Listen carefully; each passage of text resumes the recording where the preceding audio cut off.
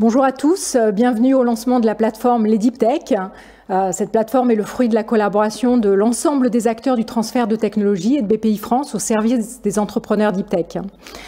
Afin d'ouvrir cet événement, je suis ravie d'accueillir Nicolas Dufour, directeur général de Bpifrance, ainsi que Paul-François Fournier, directeur exécutif innovation. Vous allez nous expliquer comment cette plateforme s'inscrit dans la dynamique et dans l'ambition du plan Deep Tech.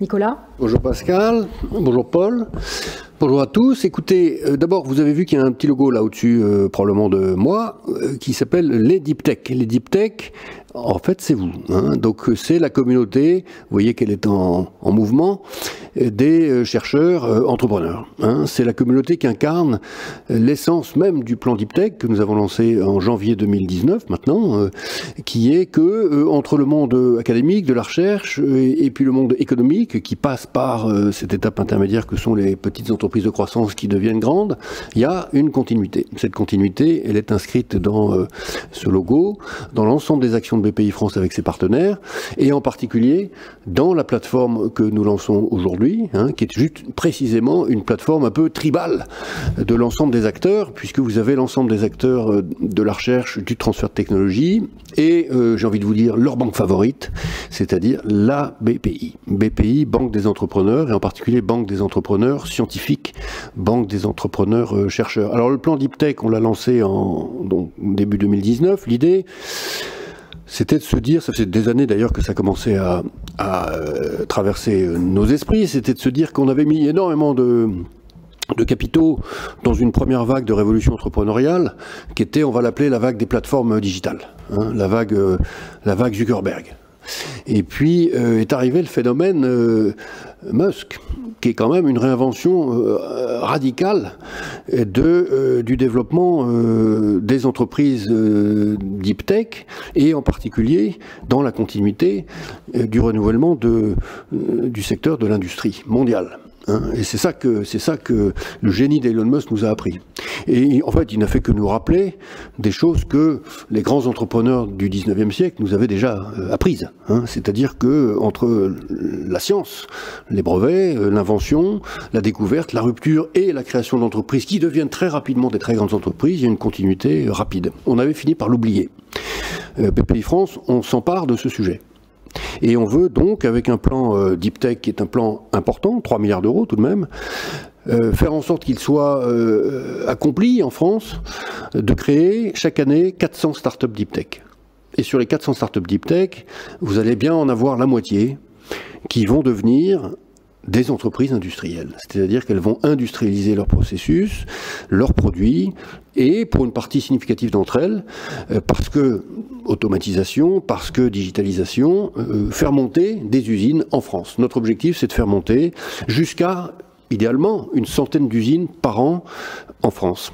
Et que donc la science française engendre, c'est extrêmement inclusif en réalité tout ça, une traduction économique et sociétale pour notre pays qui est au fond la réinvention de l'industrie, qui est tout de même la colonne vertébrale de notre économie. Voilà, donc l'ambition elle est importante, on y croit à mort. Hein, on pense que c'est ce qui va se passer. Les moyens nous sont donnés par la puissance publique, et je crois qu'il faut s'en féliciter.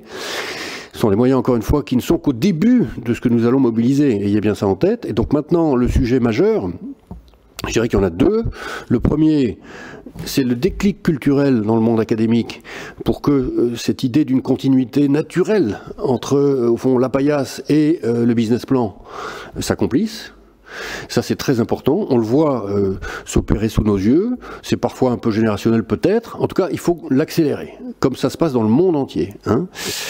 Et puis, le deuxième point qui est très important, c'est la simplicité, j'ai envie de vous dire, la désadministration de l'ensemble des processus, notamment autour du transfert de technologie, qui permettent d'accélérer la construction de ces startups. Ça, c'est fondamental, raison pour laquelle nous créons cette plateforme, que nous la lançons aujourd'hui, qui est une plateforme qui permet, en particulier, hein, aux offices de transfert de techno, au SAT, à l'ensemble des professionnels qui sont en accompagnement du chercheur entrepreneur, de se parler, de retenir les meilleures idées et d'accompagner ce mouvement dont je parle, qui est quand même une révolution, hein, pour notre société française, de manière à ce que les choses se fassent dans les rythmes mondiaux les meilleurs. les rythmes mondiaux les meilleurs, on connaît les benchmarks, c'est certaines plateformes britanniques, c'est certaines plateformes belges, c'est certaines plateformes néerlandaises, et c'est certaines universités américaines, qui sont celles qui transfèrent la technologie le plus rapidement possible et qui font sortir de terre quantité de startups. Voilà l'objectif, et c'est ce que nous vous proposons comme vision, rêve et plan commun, tous ensemble. Je crois que je passe la parole à Paul-François Fournier. Merci Nicolas. Il dirige l'innovation chez BPI France, comme chacun sait. Merci à toi. Et donc pour réussir cet ambitieux programme qui, comme tu l'as dit, d'une certaine façon s'enrichit avec cette dimension industrielle qui n'était pas au début en 2000 quand on a lancé ce plan, il faut aller plus vite et plus fort. Tu disais, on a l'ambition de 500 startups par an, on en est à peu près à 200, on a un peu cru, on voit que les choses stagnent un peu, donc on a besoin véritablement d'aller beaucoup plus loin. Juste un petit commentaire, on entend parfois, comme les choses vont pas mal dans la tech en ce moment, une petite musique qui est ça va bien, on en fait beaucoup déjà. Je voudrais juste rappeler un chiffre, en Angleterre, aujourd'hui, on a 1100 à 1200 startups qui trouvent un investisseur. En France, on a réussi, grâce à nos efforts collectifs, à passer de 300 à presque 700, mais on est à peu près à 700 depuis quelques années. Donc on voit bien que par rapport aux Anglais, il nous manque 500 startups qui trouvent un VC par an. Donc on a encore un potentiel, puisqu'il n'y a pas de raison qu'on soit moins bon que les Anglais, tu me l'accorderas, on a encore un énorme potentiel. Et cette plateforme, elle vient consolider une part de ce gap qui est cet objectif de 500 startups. La bonne nouvelle, c'est qu'on a parlé depuis 2 ans à tous les acteurs, et que tout le monde a eu envie et partagé cette idée de dire à un moment, on va réussir collectivement. On ne peut plus chacun faire notre petite stratégie et notre petit plan Deep Tech. Il faut qu'on fasse l'équipe de France de la Deep Tech. Il faut qu'on partage, il faut qu'on aille plus vite ensemble, plus fort, plus puissant. Et donc cette plateforme, c'est ce résultat. C'est quand même assez exceptionnel. On dit souvent que la France, c'est un pays où chacun fait ses trucs dans son coin. Ben là, vous allez le voir toute l'après-midi, grâce aux efforts en particulier aussi de Pascal et de ses équipes, de l'État qui nous a soutenus, nous a accompagnés et finance cette plateforme. On a les 23 principaux acteurs du transfert de techno qui disent OK, on crée cette plateforme, on va bosser ensemble, à la fois vis-à-vis des entrepreneurs et des chercheurs, et à la fois pour évidemment capitaliser ensemble.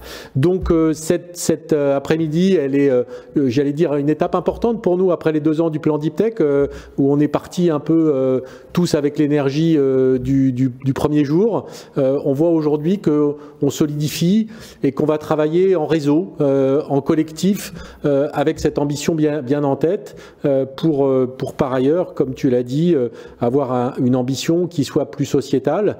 80% des startups Deep Tech sont en région. Et donc on voit bien que ces startups Deep Tech, elles correspondent peut-être un peu plus que les startups de la tech, parce qu'elles sont plus industrielles et plus régionales, à nos enjeux des écosystèmes des universités, des écosystèmes qu'on connaît bien chez BPI France. Donc ravi avec les équipes de partager ce moment symbolique et important. Et puis Pascal le dira, c'est qu'un début pour nous, parce qu'évidemment tout ça va s'enrichir. C'est une plateforme délégative où on travaille tous ensemble, qui va s'enrichir des meilleurs apports des uns ou des autres, et on va vous présenter ça un peu plus en détail dans les minutes qui suivent. Tout à fait, merci Nicolas, merci Paul-François.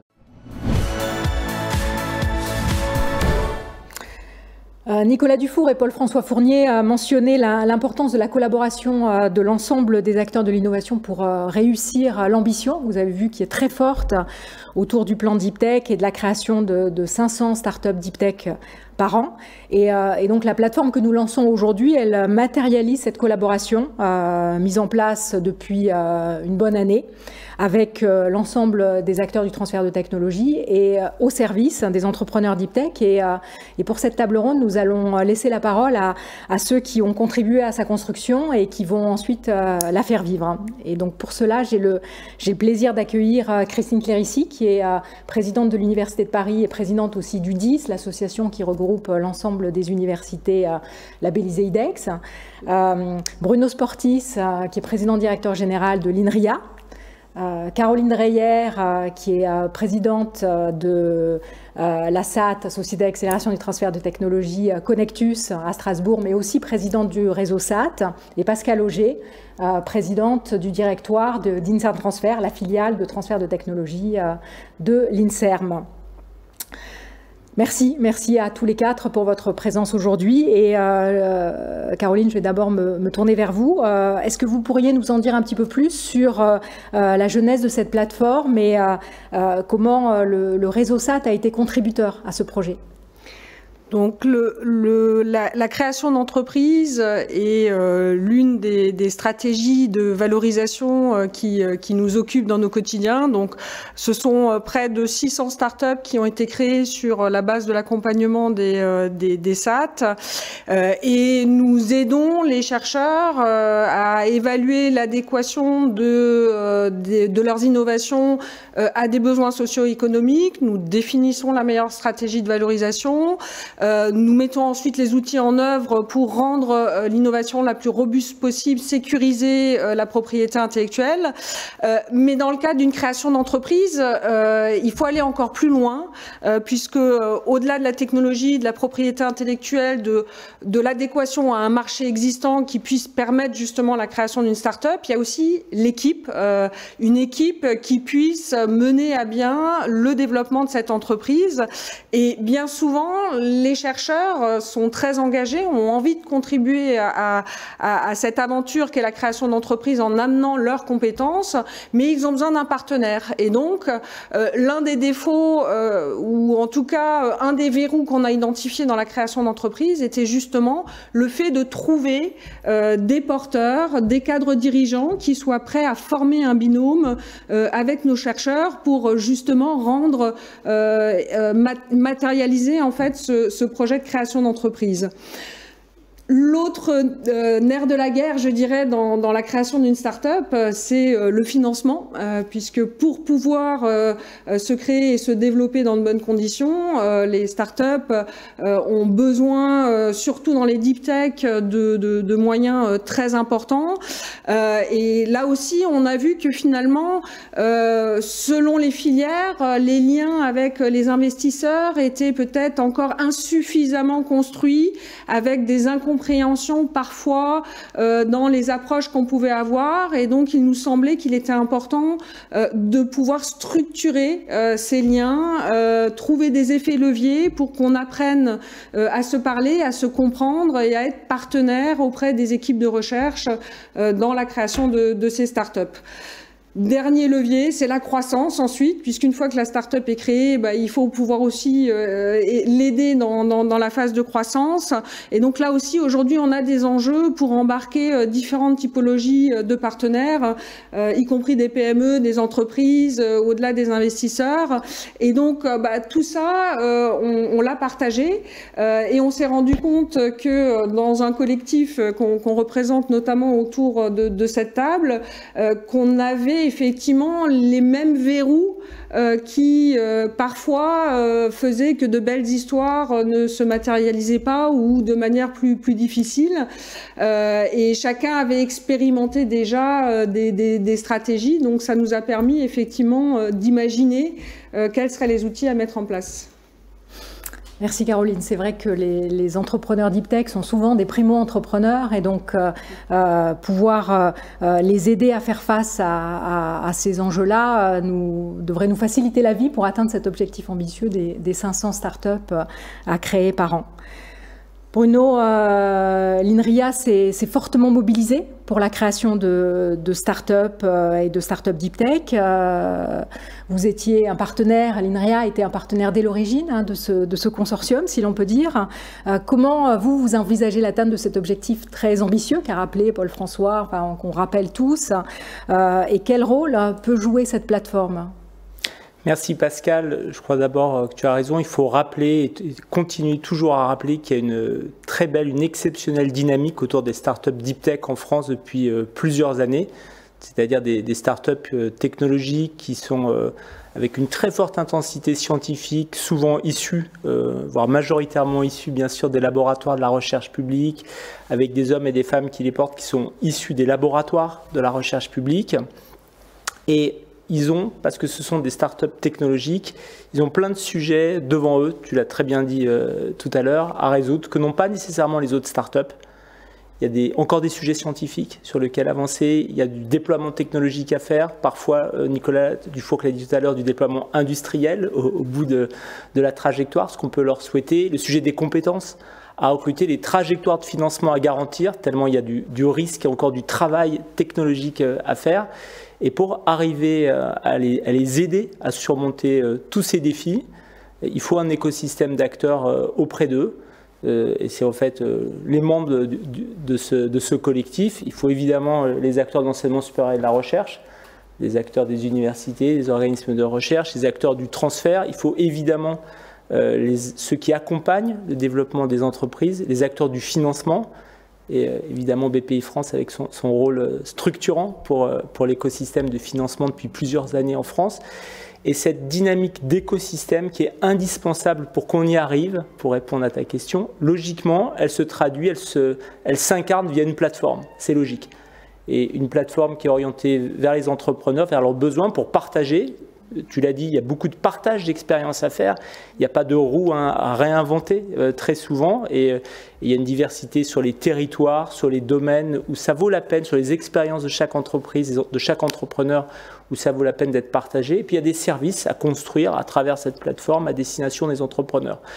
Donc nous, côté INRIA, on est pleinement engagés pour la réussite de cet écosystème, pour réaliser cet objectif.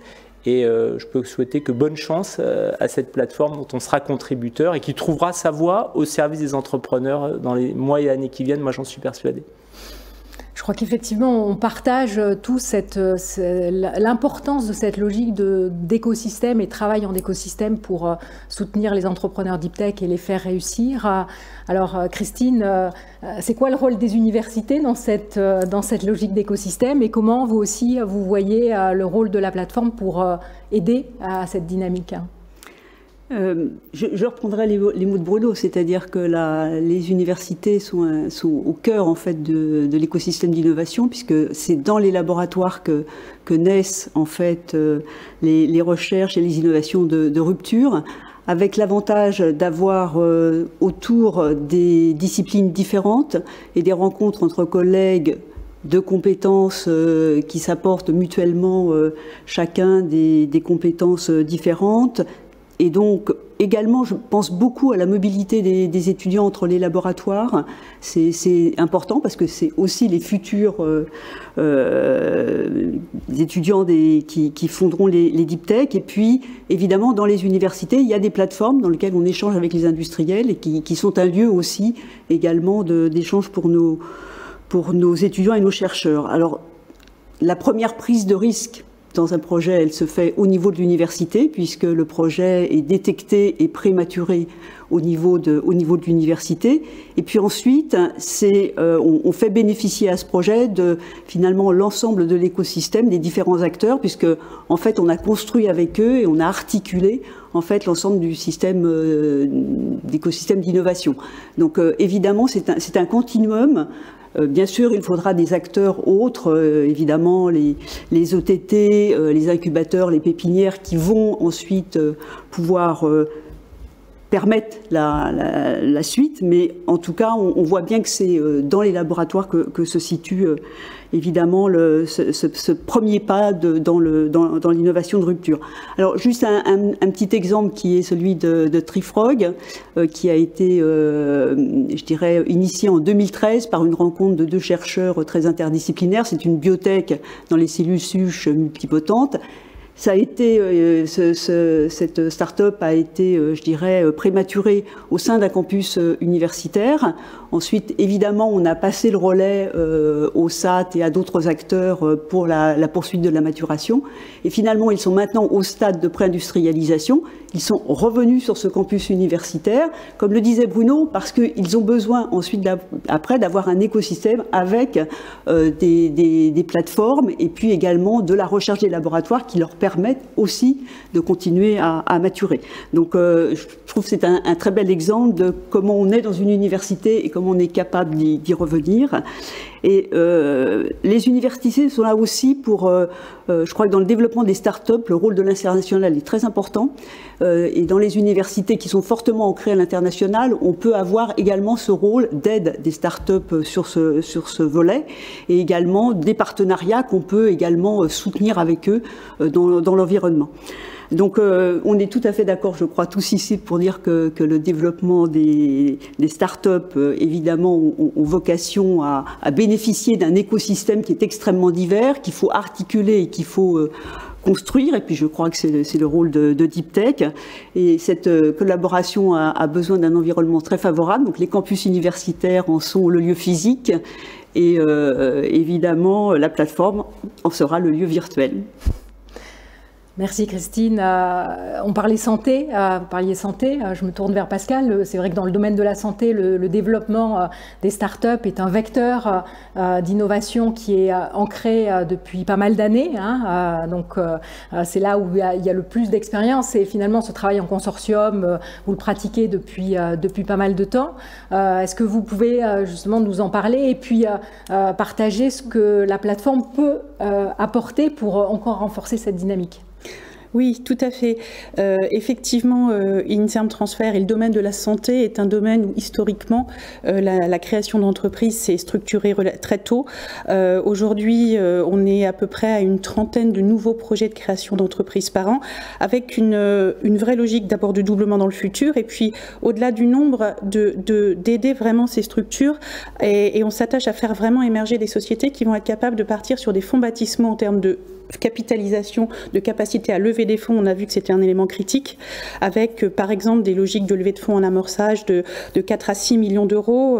Un exemple, ça peut être CoreLeaf Therapeutics qui a une belle sortie très récemment, des syndications de niveau international, parce que là encore c'est collectivement qu'on va pouvoir réussir ce genre d'alchimie pour faire des séries A à plus de 20 millions d'euros. C'est des InnoScale, c'est des Terracon, c'est des et puis après au-delà sur des séries B au-delà de 50 millions d'euros, et là on est sur des ImCheck Therapeutics, et vraiment la qualité va aller de pair avec la quantité pour que nous collectivement permettions de faire ces startups sur ces bons fonds baptismaux. Au-delà de ça, la notion de travailler très en amont avec le chercheur, ça a été dit, a été particulièrement important. Le parcours pré-entrepreneurial avait créé en 2017 a vraiment pour objectif de transformer ces scientifiques non pas en chefs d'entreprise, mais en fondatrices et fondateurs éclairés qui vont être capables de gérer cet alignement stratégique qui est absolument important avec des gens du business, avec des investisseurs, sur des sujets aussi de production, comme on l'a dit. Et au-delà de ces éléments, la logique est vraiment de le faire collectivement. On a travaillé 2 consortia dans cette logique-là. Le premier, le Human Health Startup Factory, c'est vraiment une logique de permettre, avec CNRS Innovation, avec Deep Tech Founders, avec la Saterganeo, une demi-douzaine d'investisseurs français et étrangers nous ont rejoints, de permettre une vraie labellisation French Tech Seed, et puis au-delà, dans le consortium SIA avec l'Université de Paris, avec la PHP, avec Paris Biotech Santé, de renforcer ce soutien de l'amont jusque vers l'aval, y compris sur des logiques de stratégie d'accès au marché. Et clairement, la plateforme Les Deep Tech, elle est là pour renforcer cette approche déjà collective, mais qui est, je dirais, on passe d'un cran dans le travail ensemble, et qui va permettre effectivement à l'ensemble des acteurs de l'écosystème d'avoir un site de référence pour nos startups en Deep Tech, faciliter l'accès à l'information, faciliter également le lien de la communauté Deep Tech. Clairement, c'est un acteur majeur, et renforcer demain tous les efforts que l'on fait ensemble auprès de nos chercheurs et auprès de nos startups. Merci à tous pour ce partage qui montre l'importance d'agir collectivement pour que les startups Deep Tech d'aujourd'hui, ce soient les champions industriels de demain, et puis l'utilité de la plateforme comme espace de matérialisation finalement de cette dynamique. Et donc nous allons passer à la présentation de la plateforme.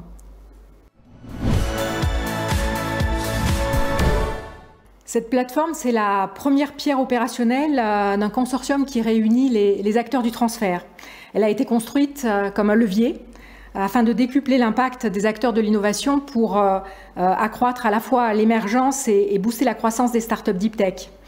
Elle est composée de services qui sont offerts par les acteurs. Je vais aller sur l'accueil de cette plateforme. Voilà. Donc, elle est composée de services qui sont destinés aux entrepreneurs, et ce sont des services qui sont offerts par les acteurs de l'innovation. Et comme on va le voir, il y a différents types de contenus, à la fois de la mise en réseau, des services, des outils pour les porteurs de projets, des actualités, des informations spécifiques, un observatoire et des outils à destination des accompagnateurs. On va donc ensemble parcourir cette plateforme. Premier menu, qu'est-ce que la Deep Tech? Sur cette page, nous avons voulu nous adresser à l'ensemble des personnes qui sont intéressées par la Deep Tech, et l'objectif de cette page, c'est d'offrir une définition qui serait commune et partagée de la Deep Tech, à la fois qu'est-ce que c'est, à quoi les reconnaît-on, et finalement à quels enjeux elles répondent, puisque pour nous les startups Deep Tech répondent à des enjeux majeurs de notre société. Nous avons un certain nombre de services. Donc vous voyez, communauté d'entrepreneurs, recherche d'associés, rencontre d'investisseurs. On va démarrer par la communauté d'entrepreneurs. Ce menu, c'est le menu phare de la plateforme, celui des services à destination des entrepreneurs, puisque ce sont eux la cible, les porteurs de projets, les entrepreneurs, la cible de la plateforme. Donc cette plateforme associe plus de 400 entrepreneurs Deep Tech qui font partie de cette communauté. Vous pouvez d'ailleurs rejoindre cette communauté. Il suffit de cliquer sur le bouton qui est en haut et que vous retrouverez aussi un peu plus bas. Vous allez voir sur cette page que vous aurez la possibilité d'échanger avec des pairs entrepreneurs, de partager des bonnes pratiques, de partager des retours d'expérience. Tous ces éléments, retours d'expérience, échanges entre pairs, ce sont vraiment des enjeux forts pour les entrepreneurs Deep Tech, et c'était une attente très très forte de leur part. Donc voilà, vous pouvez retrouver mise en relation, accès à des événements, mise en visibilité, des workshops. Deuxième service clé, la recherche d'associés. Parmi les grands enjeux de construction d'une startup Deep Tech, la constitution d'équipe est vraiment, la constitution d'équipe dirigeante, c'est quelque chose qui était vraiment fondamental pour réussir. Une équipe complémentaire, une équipe qualifiée, c'est vraiment l'enjeu clé, un facteur clé de succès pour une startup. Pour les startups en général, mais en particulier pour les startups Deep Tech, où l'aspect technologique et l'aspect accès au marché sont tous les deux vraiment clés. Afin de faciliter la création d'équipes dirigeantes, vous trouverez donc sur la plateforme un outil de rencontre qui s'appelle Tandem. Et donc, sur cette plateforme, vous allez retrouver un certain nombre d'offres qui sont postées par les organismes de transfert technologique ou des incubateurs qui montent des projets de start-up Deep Tech, et vous allez pouvoir postuler pour rejoindre les équipes dirigeantes. Si vous avez envie de rejoindre un projet Deep Tech, mais que vous ne trouvez pas parmi les offres quelque chose qui rejoint vos envies, votre domaine technologique, votre connaissance du marché, vous pouvez aussi déposer votre CV. Troisième service, la levée de fonds, l'aide à la levée de fonds. Lever des fonds, c'est aussi un élément clé pour la réussite d'une start-up en phase de croissance. Et donc, la plateforme vous permet de rejoindre un réseau qui est porté par BPI France, qui est le réseau Euroquity, qui comprend plus de 200 sociétés, plus de 60 entrepreneurs, plus de 60 investisseurs. Et donc, dans ce cadre-là, vous aurez la possibilité de déposer votre projet, de le présenter, de participer à des pitchs. Et donc, là encore, vous avez la possibilité de rejoindre ce réseau en cliquant sur le bouton « Accéder à Euroquity ». Dernier service à présenter, c'est un service qui vous permet de postuler sur des appels à projets et des concours régionaux, nationaux et internationaux aussi.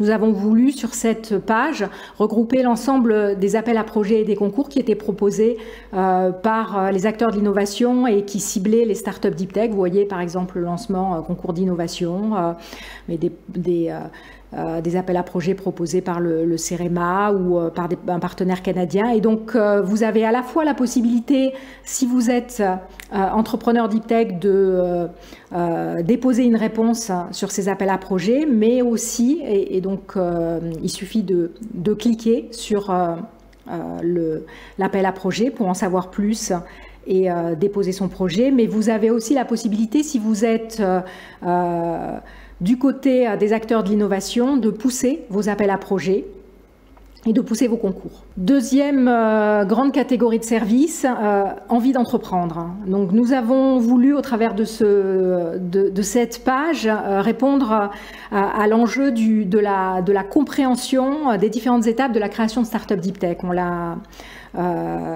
évoqué, les startups deep tech font l'objet d'un processus de création qui est particulièrement engageant, et donc ça nous semblait important d'aider les entrepreneurs deep tech qui sont souvent des primo-entrepreneurs à comprendre quelles sont les différentes étapes et à s'outiller de la meilleure façon possible pour pouvoir se concentrer sur leur marché, sur leur technologie et bien comprendre l'ensemble des codes et des étapes par lesquelles ils vont devoir passer. Vous trouverez de nombreux éléments, des documents, des documents types, des vidéos.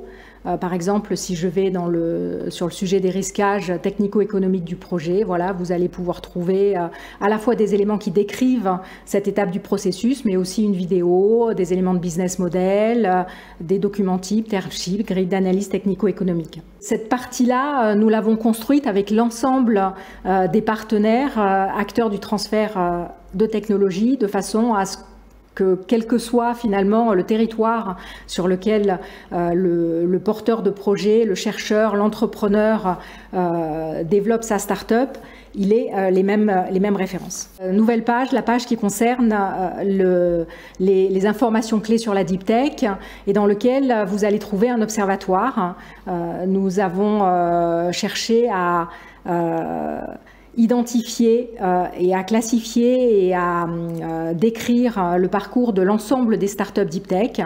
Donc vous avez à la fois des informations d'études, des informations par secteur, mais aussi, si vous cliquez sur accéder à l'observatoire, un outil qui vous permet de voir et de connaître l'ensemble des startups deep tech qu'on a identifiées, les investissements dont elles ont bénéficié, mais aussi les secteurs auxquels elles appartiennent, leur impact, et vous pouvez aussi choisir d'analyser le positionnement de ces startups par région et d'avoir des informations plus précises par localisation. Vous avez aussi la possibilité d'accéder à un ensemble d'informations sur les événements et les actualités de l'ensemble des acteurs de ce consortium, des acteurs de l'innovation. Et à la fois, si vous êtes du côté des entrepreneurs, ça vous permet d'avoir un lieu unique sur lequel avoir accès à l'ensemble des informations.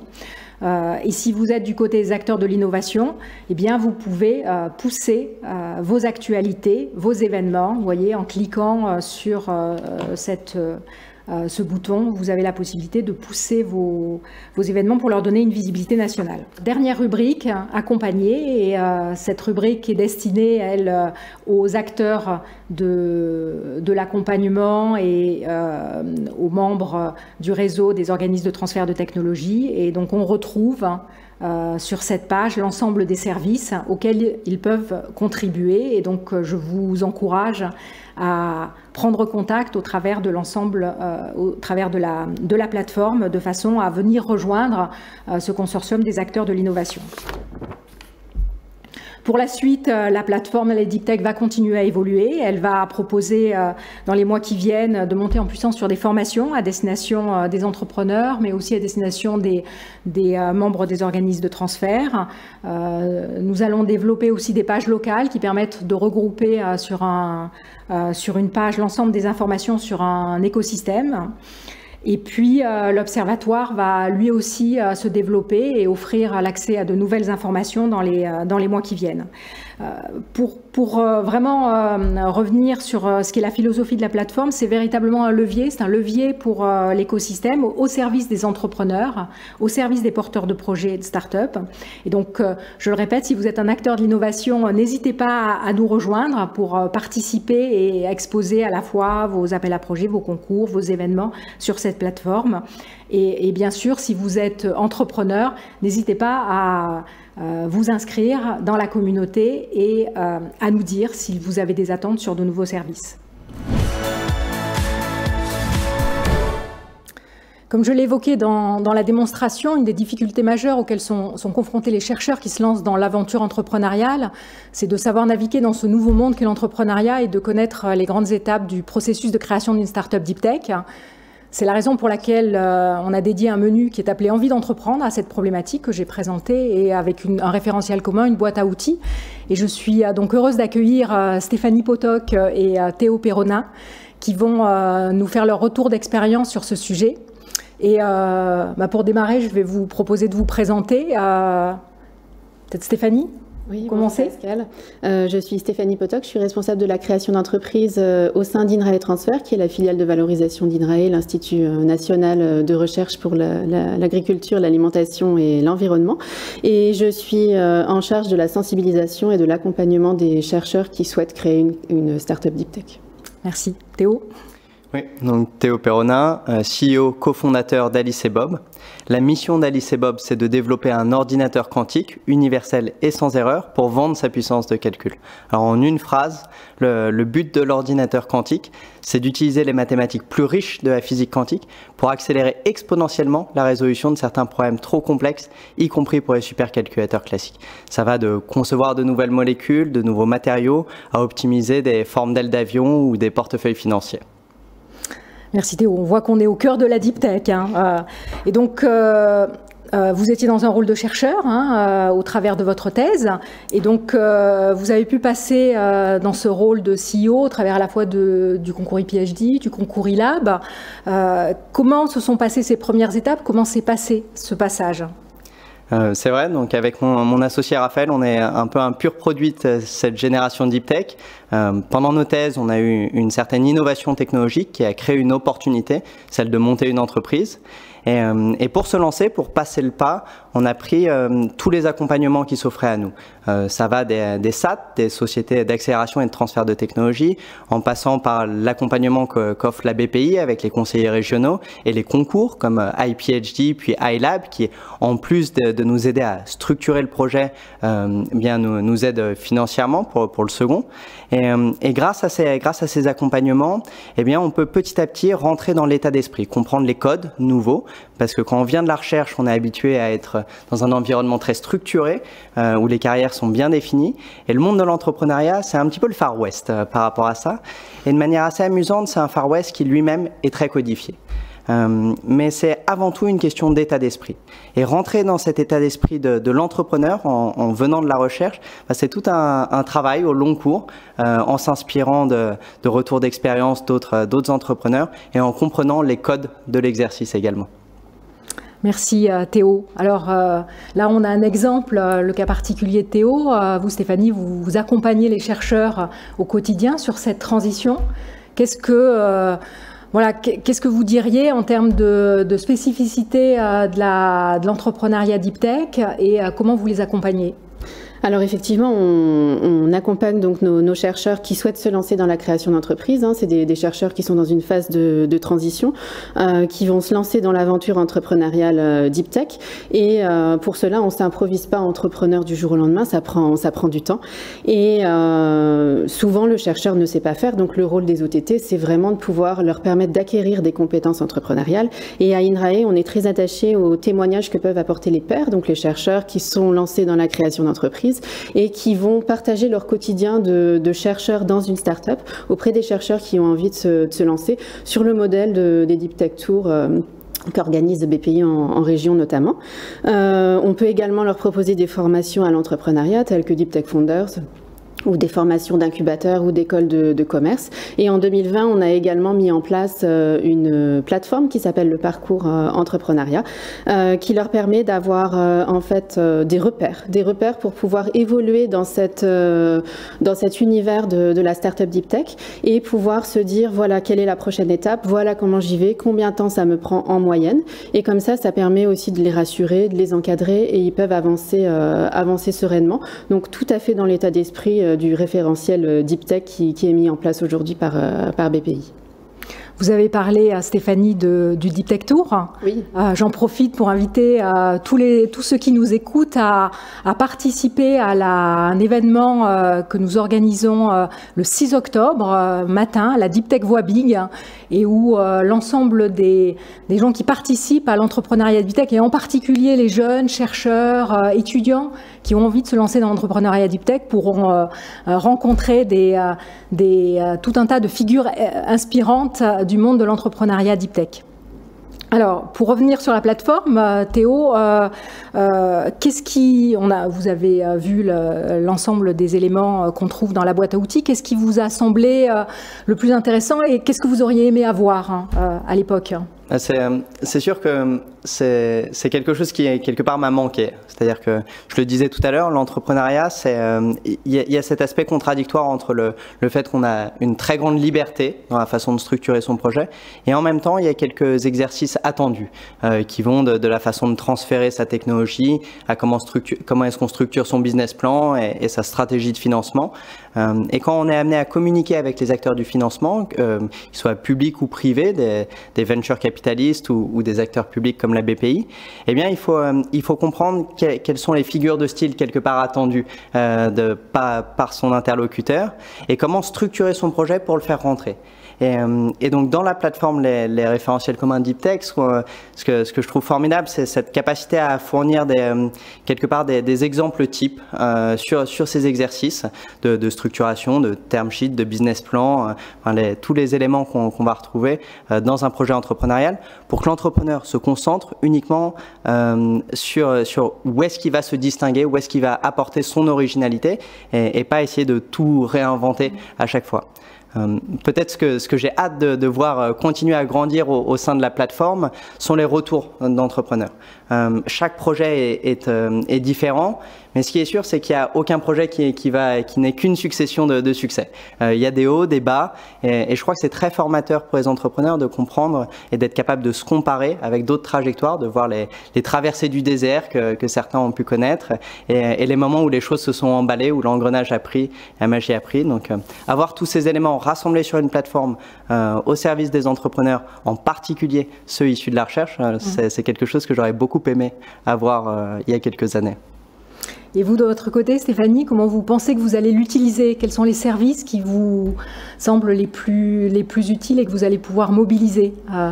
Alors, il me semble que la grande force de la plateforme, c'est de pouvoir apporter un cadre qui a un cadre vraiment très structuré dans cette aventure entrepreneuriale qui est tout à fait exaltante, mais qui apporte aussi beaucoup d'incertitudes de par la complexité des projets Deep Tech et par leur durée. Et ça va vraiment pouvoir nous aider en tant qu'OTT pour pouvoir être pédagogue et également pouvoir structurer encore plus notre accompagnement dans ce cadre qui est à la fois défini mais qui permet également de pouvoir introduire de la créativité qui est un élément complètement fondamental en fait pour le chercheur et qui va lui permettre de designer son innovation pour qu'elle puisse répondre à un marché. Alors un aspect aussi qui me semble tout à fait fondamental pour le chercheur, c'est de pouvoir définir le rôle qu'il va jouer dans la start-up. Est-ce qu'il va vouloir être du jour au lendemain businesswoman ou businessman? Côté INRAE, il y en a très peu qui choisissent cette voie-là et ils vont plutôt opter pour la consultance scientifique pour accompagner leur technologie dans l'entreprise. Néanmoins, le code de la recherche permet ces deux options et c'est une vraie force et c'est vraiment aux chercheurs de pouvoir choisir en fait la voie qu'ils souhaitent prendre, quelle direction ils souhaitent donner à sa carrière, mais également à sa vie personnelle puisque créer une start-up, ça va tout chambouler en fait dans son quotidien.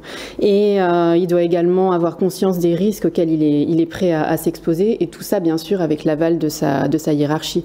Donc, en tant qu'OTT, on est vraiment là à ses côtés sur tout le cheminement de ce processus et on est là pour le conseiller et pour l'orienter également dans la trajectoire qui nous semble la plus pertinente par rapport à l'expérience qu'on peut avoir dans l'accompagnement des startups deep tech, et pour pouvoir également le conseiller sur les notions de constitution d'équipe, à savoir que tout chercheur n'est pas forcément fait pour être un entrepreneur, et que c'est très important que l'équipe soit pluridisciplinaire, et notamment de pouvoir s'entourer par des compétences business expérimentées. Et au sein d'INRAE, on se réjouit vraiment de la mise en place de la plateforme Tandem, qui va pouvoir beaucoup nous aider pour la recherche de cofondateurs et d'associés. Merci Stéphanie, merci Théo pour avoir partagé votre expérience, et vous évoquiez le sujet de la constitution d'équipe et de regrouper avec un profil chercheur, un profil plus axé business, et ce sera le thème de notre prochaine table ronde. Merci à tous les deux. Merci. Deuxième table ronde, une table ronde dédiée à Tandem, l'outil de constitution d'équipe dirigeante de start-up, qui est un service phare de la plateforme et qui permet de trouver des cofondateurs pour son projet de start-up. L'enjeu étant d'associer des profils scientifiques et business, et donc nous accueillons maintenant Christine, Evan et puis Maximilien. Alors, Evan, bonjour. Evan, Maximilien, vous êtes tous les deux entrepreneurs.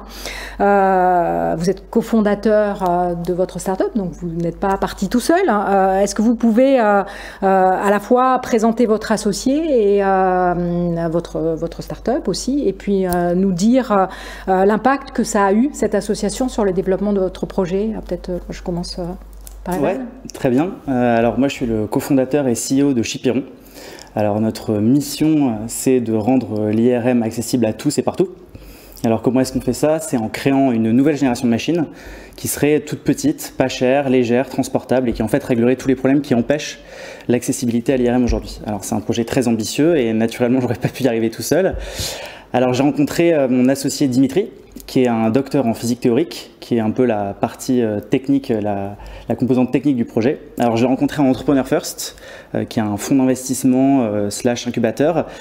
Précisément, j'y suis rentré pour trouver un associé, pour m'aider à monter un tel projet. Donc j'ai rencontré Dimitri là-bas et j'avais le problème, alors c'est un petit peu cliché dit comme ça, mais c'est vraiment ce qui s'est passé, j'avais le problème, j'avais un peu cette connaissance du fait que le marché de l'IRM était à révolutionner vraiment, et Dimitri, avec son expertise technique, avait une solution que je ne connaissais pas du tout, sur comment miniaturiser ces machines, etc. Et c'est comme ça qu'on a commencé l'aventure. Très bien, là on voit vraiment l'importance d'avoir deux points de vue pour développer et avancer sur le projet. De votre côté, Maximilien, comment ça s'est passé? Alors donc moi je suis le CEO et cofondateur d'Akemia, et Akemia c'est une start-up qui fait de la recherche de médicaments d'une façon unique, en se basant sur une technologie unique qui vient de l'École normale supérieure et du CNRS. Je suis un ancien chercheur. Et en fait cette technologie permet de faire de la recherche de médicaments de façon massive. Pas chercher 1, 2 médicaments en parallèle, mais chercher des douzaines de médicaments en parallèle. On fait ça de façon numérique, et comme je le disais, on est une spin-off, en fait on valorise une technologie qui vient de la recherche académique fondamentale. C'était mon background pendant 10 ans, et donc avant de me lancer, il a fallu déjà convaincre un premier business angel, grâce à qui en fait on a tissé des liens dans le réseau socio-économique. J'ai rencontré une trentaine de personnes jusqu'à trouver Emmanuelle Marciano, qui est donc la cofondatrice et COO d'Akemia, qui a 10 ans de BCG derrière elle, c'est-à-dire de conseil en stratégie, tête business, tête scientifique. Alors Christine, vous accompagnez au sein de Linxium, vous présenterez le démarrage de Startup Deep Tech, et donc vous êtes au premier plan de l'enjeu de cette constitution d'équipe. En quoi c'est un élément clé de la réussite des startups? Alors, c'est un élément clé de la réussite de ces startups deep tech, notamment parce que, comme on le comprend, souvent les technologies qui vont être transformées en produits à fort contenu technologique par nos entrepreneurs, eh bien, ces technologies, elles ont été développées quelquefois pendant des dizaines d'années au sein de laboratoires de recherche par des chercheurs. Et tous les chercheurs ne souhaitent pas devenir des entrepreneurs, donc on peut être amené souvent à constituer des équipes entrepreneuriales from scratch, en allant justement chercher des entrepreneurs qui ont une expérience antérieure. Et puis pour les chercheurs qui souhaitent se lancer dans l'entrepreneuriat et qui sont des primo-entrepreneurs, qui n'ont pas d'expérience managériale entrepreneuriale, eh bien il va falloir aller rechercher des compétences complémentaires. Et puis les startups deep tech, elles ont des caractéristiques intrinsèques très très fortes qui font que c'est encore moins possible que dans un autre type d'entreprise que de créer seul. Donc l'équipe est vraiment incontournable. Les startups deep tech sont des startups en mode projet extrêmement complexe. Elles portent un niveau d'ambition très très fort. Et donc pour gérer cette complexité, porter ce niveau d'ambition, il vaut mieux être plusieurs. Il vaut mieux avoir des compétences complémentaires. Justement, comme on l'a dit, un pilier scientifique et technique très très fort, un pilier organisationnel stratégique et puis un autre pilier business, marketing commercial pour vraiment, encore une fois, porter ce projet de création de start-up le plus loin possible. Et puis ces start-up, in fine, elles vont passer par des levées de fonds et on sait que le premier critère de la part des investisseurs en termes d'évaluation des projets, c'est la qualité de l'équipe. Le deuxième critère, c'est la qualité de l'équipe. Le troisième critère, la qualité de l'équipe. Donc voilà, encore une fois, c'est au cœur de la création des startups deep tech que cette belle problématique de la constitution des équipes. Et effectivement, je pense que c'est pour ça aussi que Tandem était un des services qui étaient les plus plébiscités par l'ensemble des acteurs. Alors Maximilien, vous nous avez un petit peu parlé de votre associé rencontré via Business Angel. Est-ce que ça a été facile quand même malgré tout? Est-ce que voilà, c'était tout de suite, c'était Pas facile du tout. Une fois rencontrés, c'était l'évidence qu'on avait envie de se lancer ensemble, mais pour répondre à la question, entre le moment où, en tant que chercheur, je me suis dit non, en fait, cette technologie va nous permettre de faire des choses incroyables dans la recherche de médicaments, mais je ne peux pas y aller tout seul. Il s'est passé 1 an et demi à rencontrer une trentaine de personnes avec des profils très divers, parce qu'en fait, quand on dit déjà dire le mot pilier organisationnel, stratégique, business, c'est pas du vocabulaire de chercheur qui fait de la physique quantique. Et une fois qu'on commence à comprendre ça, il faut trouver la bonne personne. Et en effet, il y a des compétences à avoir, mais il y a aussi trouver le bon fit, parce que c'est quelqu'un avec qui on va passer un temps incroyable, avoir des discussions d'une très forte intensité. Et donc Emmanuel, on a mis 1 an et demi à se rencontrer. Elle aussi cherchait un projet à fort contenu scientifique, très très ambitieux.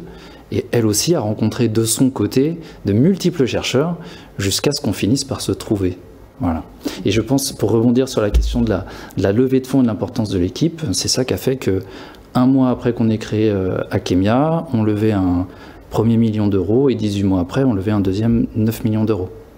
En effet, à chaque fois, en nous disant l'équipe des fondateurs, puis ensuite toute l'équipe a l'air hyper complémentaire.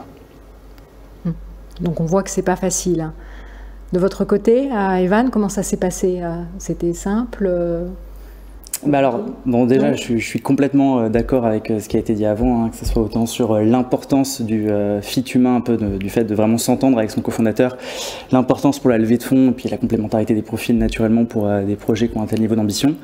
Alors, donc, moi, effectivement, ça a été assez simple pour le coup, mais une fois que j'ai commencé à rentrer Entrepreneur First dans le but de trouver un cofondateur, parce que par le passé, j'en avais pas vraiment trouvé qui était très complémentaire, avec qui je m'entendais très bien.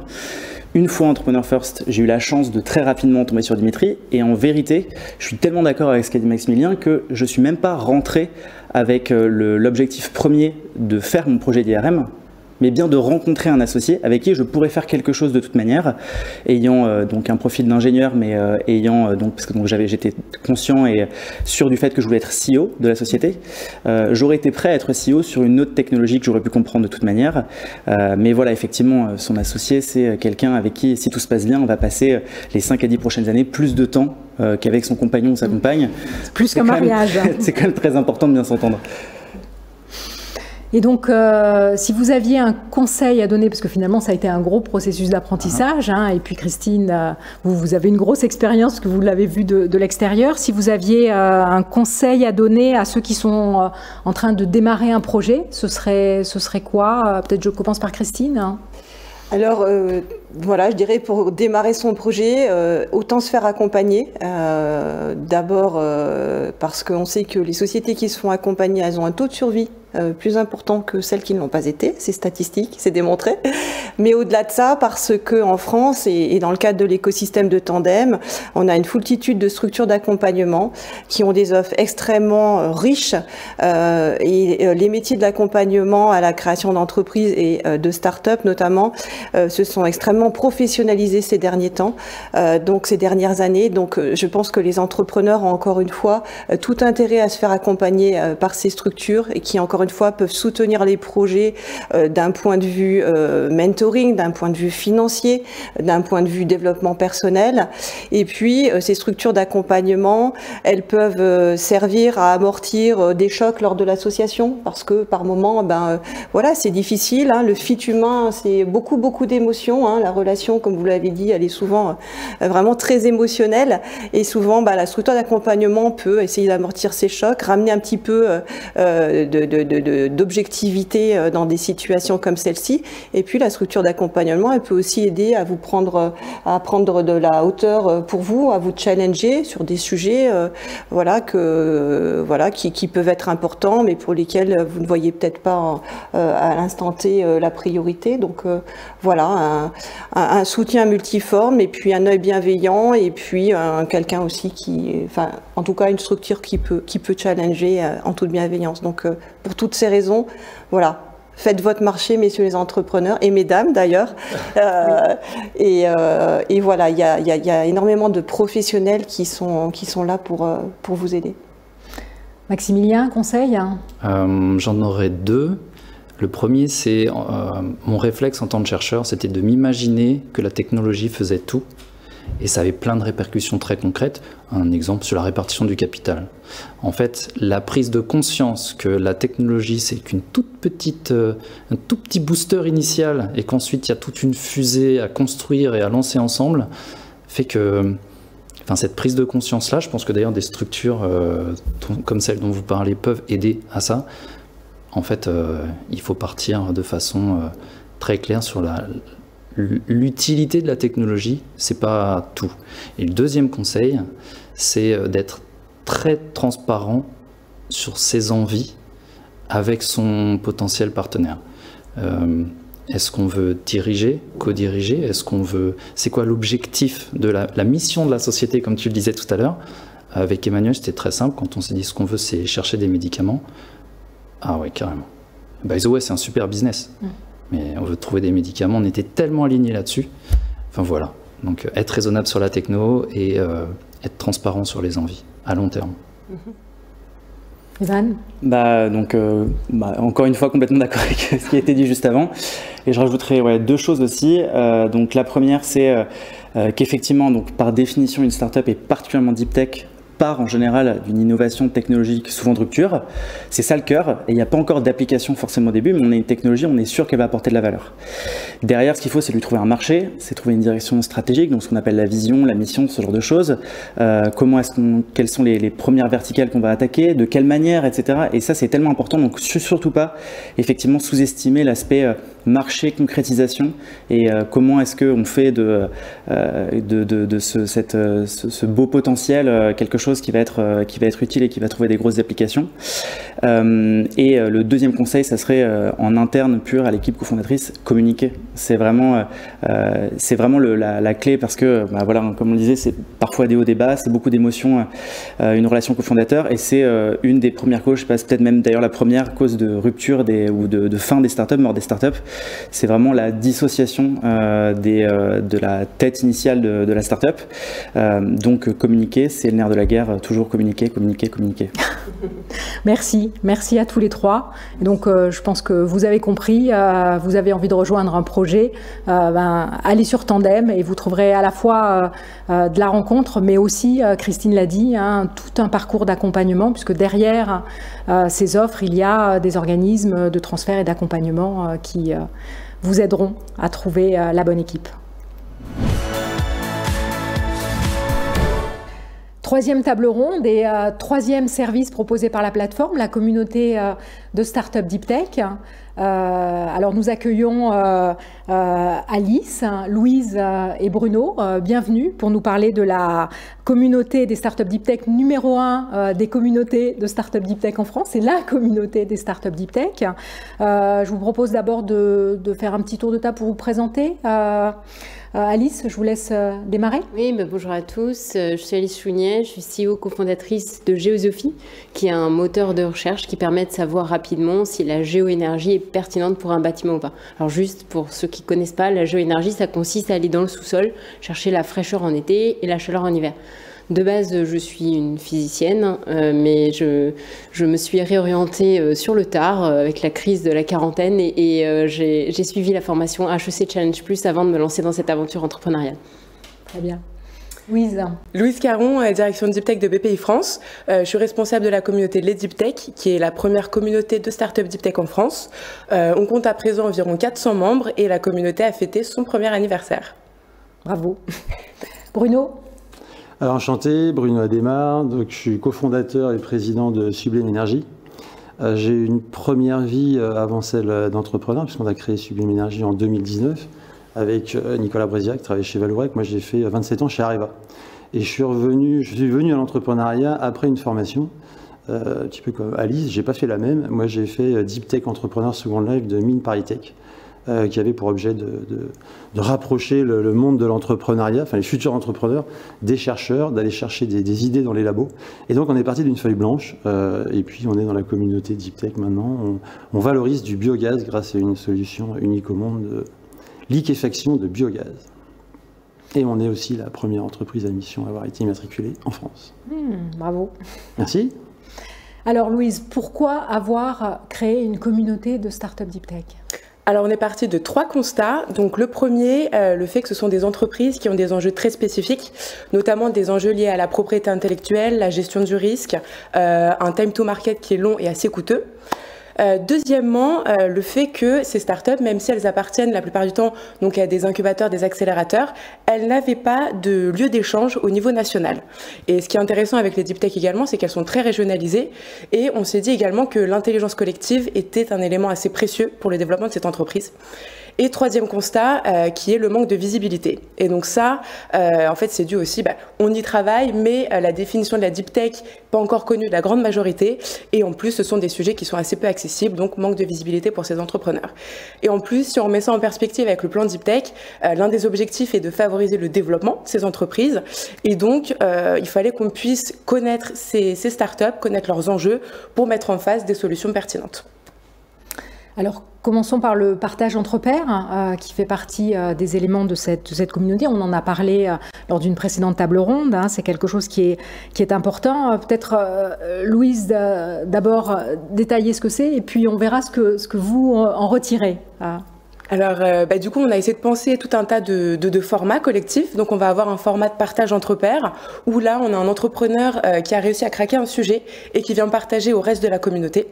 On va avoir également un format où donc on fait venir des experts, par exemple sur la propriété intellectuelle, sur les RH, sur le branding, et on met cet expert à disposition de la communauté. Et puis aussi, donc on a un troisième pan où on essaye un peu plus de s'ouvrir et de travailler sur les relations entre grandes entreprises et start-up deep tech. Et là, c'est via notre partenariat avec France Industrie qu'on a signé donc en avril 2020. Et l'idée, c'est de mettre autour de la table des start-up, des grandes entreprises pour co-construire des livrables qui soient donc utiles aux start-up. Et par exemple, on a travaillé sur le deal Memo Deep Tech et actuellement sur le transfert de compétences depuis les grandes entreprises vers les startups Deep Tech.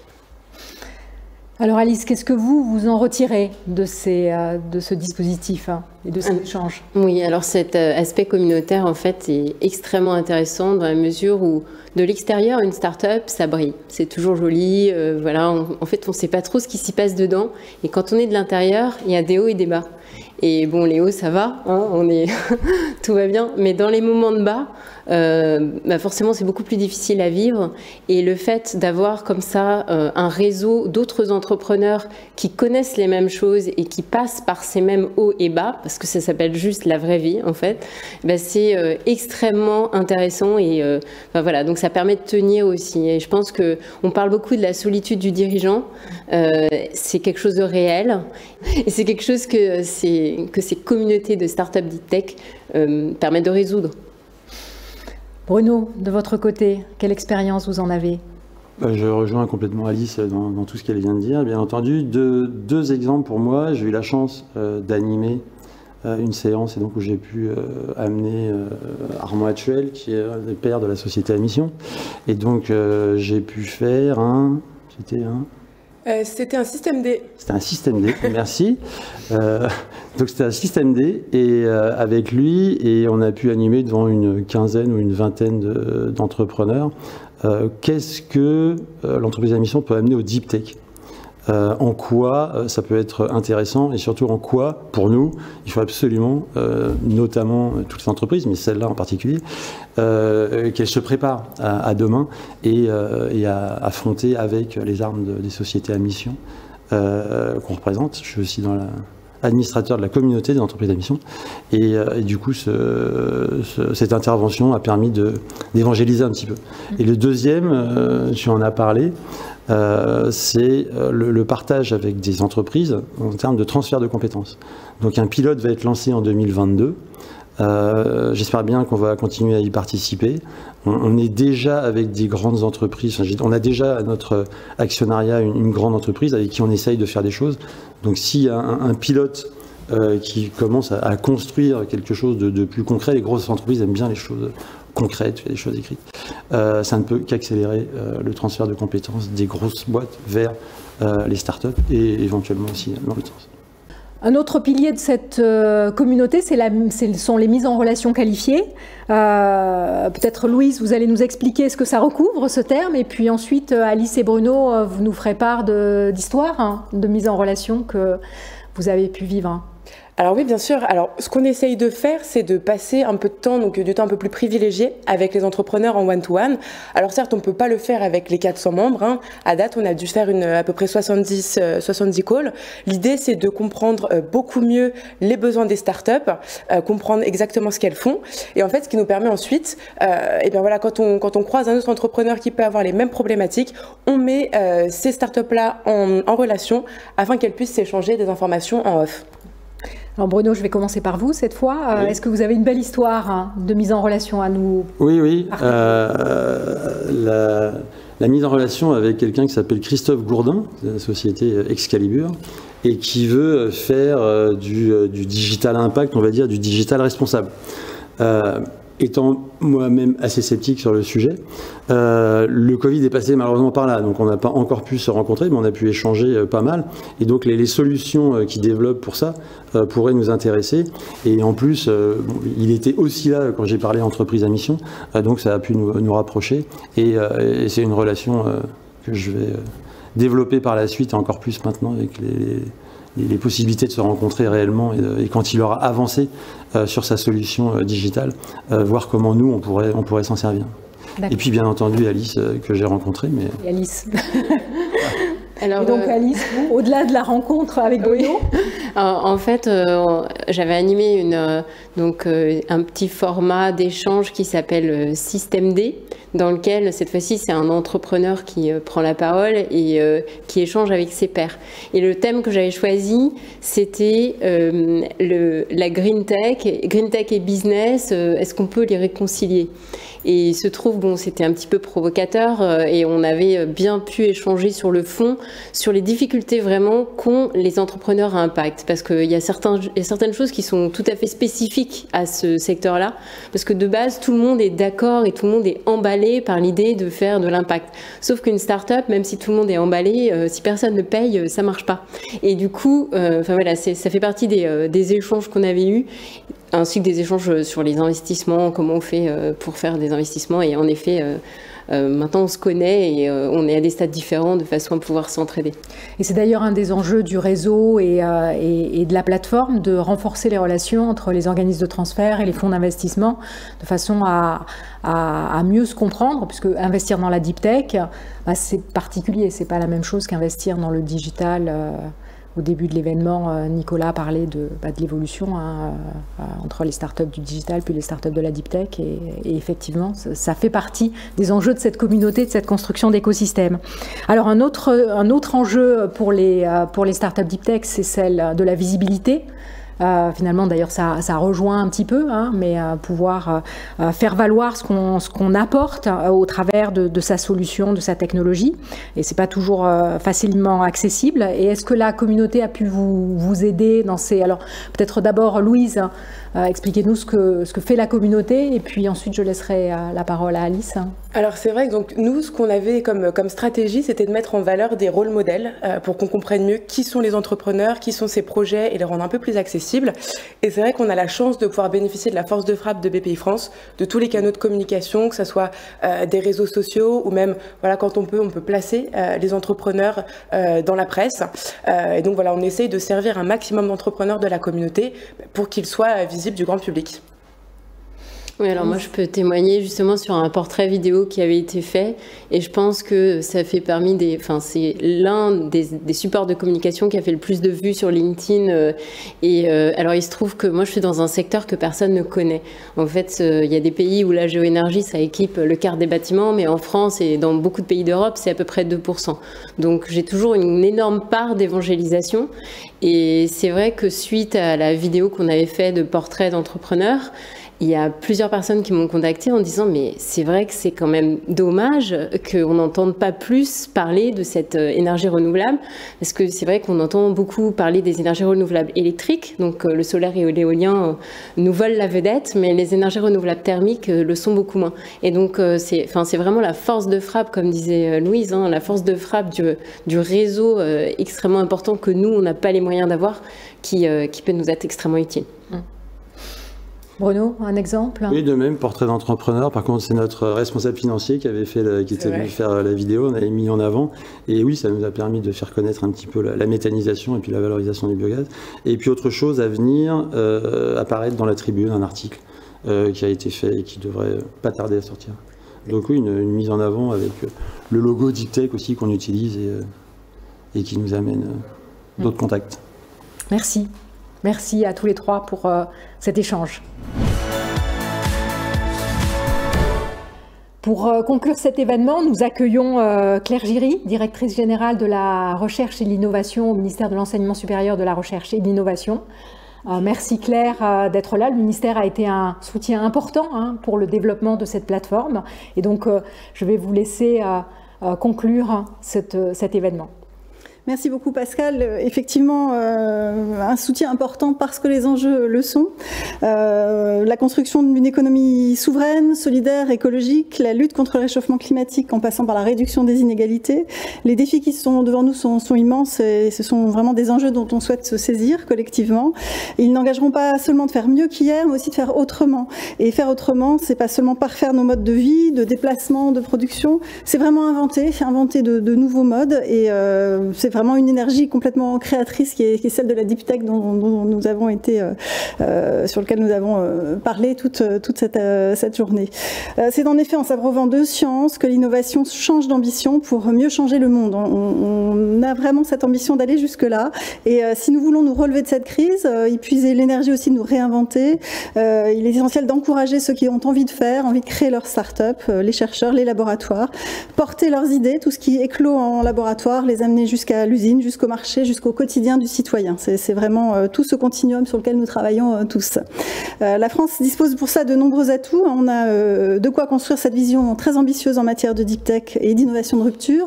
Côté recherche, on a un vivier de plus de 300 000 chercheurs dans nos différentes institutions. Nous sommes le 8e acteur mondial en matière de publication scientifique, le 5e acteur mondial en matière de dépôt de brevets. Donc nous avons tout un terreau fertile pour toutes ces transformations. Alors c'était très visible dans les tables rondes qui ont précédé cette conclusion que j'essaye de formuler. La transformation des défis contemporains en opportunités économiques, elle passera par l'alliance entre la recherche et l'innovation. Et c'est pour notre ministère une conviction profonde. Notre ministre n'a cessé de le rappeler, de le porter depuis 2017. Cette dynamique, elle va être renforcée par la loi de programmation de la recherche qui a été votée fin 2020. Et elle permettra notamment d'assouplir le régime du chercheur-entrepreneur. On se tourne vers les individus.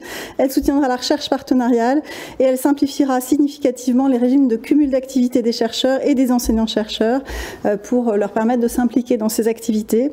Avec pour objectif d'atteindre d'ici à 2030, nous avons tous formulé cet objectif aujourd'hui, la création de 500 startups de haute technologie chaque année. Donc c'est ambitieux, mais nous y mettons de l'énergie. Le plan Deep Tech lancé en janvier 2019 contribue à faire de la France un acteur majeur de l'innovation de rupture à l'échelle internationale via les startups à très forte intensité technologique, en lien avec les équipes de recherche et porteuses d'impact dans les secteurs à forts enjeux société, l'énergie, la santé, le développement durable. Ce ne sont pas les seuls secteurs, mais ils nous tiennent particulièrement à cœur. Aujourd'hui, le plan se traduit par un continuum de financement, d'accompagnement, d'investissement qui va de l'identification du potentiel innovant d'un travail de recherche dans les laboratoires jusqu'à l'émergence de l'entreprise leader dans des domaines porteurs pour notre économie. Donc tous ces signaux sont essentiels. Il y a un an, en septembre 2020, Frédérique Vidal était présente. Une quinzaine d'institutions de recherche et d'organismes de recherche et d'universités dédiés à la valorisation et au transfert de technologies se sont engagés pour soutenir les startups Deep Tech et nous avons aujourd'hui, avec le lancement de cette plateforme, les Deep Tech, une formidable illustration de la dynamique collective que ça a enclenchée, une dynamique de soutien à l'innovation et qui existe aujourd'hui dans notre pays. Donc c'est le fruit, ça a été aussi souligné, d'un partenariat entre l'État, entre BPI France et les structures d'accompagnement que sont notamment les STAT, les structures de valorisation des organismes de recherche. Il s'agit, avec tous ces acteurs, de proposer un éventail de services pour encore mieux accompagner le lancement et la croissance des startups Deep Tech. Donc ça doit aussi être pour nous, cet outil, vraiment un outil de suivi de notre politique, avec la mise en place de l'Observatoire des startups. Nous voulons aller au-delà de l'accompagnement et de la visibilité de retour d'expérience. On veut aussi que ce soit un outil qui nous permette de suivre ces politiques et de poursuivre et conduire notre ambition. La plateforme complète ainsi le volet accompagnement du plan Deep Tech qui permet de renforcer les liens entre recherche, innovation, start-up et investissement, notamment à travers l'action de BPI France, pour laquelle de nombreuses actions dans ce sens ont été mises en œuvre. Je vais citer l'action SAT, incubateur et accélérateur SIA du PIA 3, qui est doté de 50 millions d'euros que vous opérez à BPI France et qui a déjà permis de sélectionner près de 20 lauréats. Et puis le Deep Tech Tour, qui porte bien son nom et qui, dont la seconde édition débutera très rapidement à l'automne 2021, où il s'agit d'aller vraiment à la rencontre des chercheurs, des étudiants, tous les acteurs qui sur le terrain sont désireux de valoriser leurs travaux de recherche et de faire naître ces entreprises Deep Tech que nous appelons tous de nos voeux. Donc vous allez toucher une vingtaine de sites sur l'ensemble du territoire, ce qui est évidemment essentiel pour créer toutes ces dynamiques et entendre aussi les expériences et les attentes de terrain. Donc le choix du gouvernement, il est clair, il est d'être à vos côtés, il est de permettre aux inventions des chercheurs et à cette belle énergie qui anime les acteurs de l'innovation et les porteurs de projets de ne jamais s'épuiser contre des obstacles inutiles, mais bien au contraire de grandir et d'embarquer avec elle toute une équipe, tout un territoire et au final tout un pays vers ce grand objectif de soutien des Deep Tech. Merci Claire pour cette conclusion. Merci à la ministre de l'Enseignement supérieur qui effectivement a été à nos côtés pendant toute cette période de construction. On va souhaiter à la plateforme de se développer et de rassembler de plus en plus d'acteurs de l'innovation et au service d'entrepreneurs Deep Tech qui seront de plus en plus nombreux. Et donc je vous encourage tous après dès la clôture de cet événement à vous connecter. Si vous êtes acteur de l'innovation, à rejoindre la plateforme, et si vous êtes entrepreneur Deep Tech, à profiter de ces services. Et puis, je vous donne rendez-vous aussi, je l'ai déjà dit, le 6 octobre matin à l'Accor Hotel Arena pour la Deep Tech Voix Big, un événement qui sera dédié à l'entrepreneuriat Deep Tech. Bonne fin de journée.